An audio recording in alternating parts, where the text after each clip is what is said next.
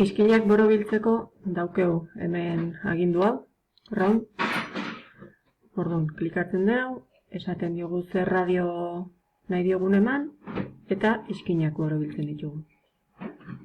Geixo emango jo, usteko beto, hola. Izkin guztie, borobilduta.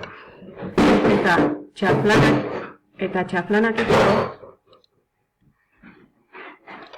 txanferronekin,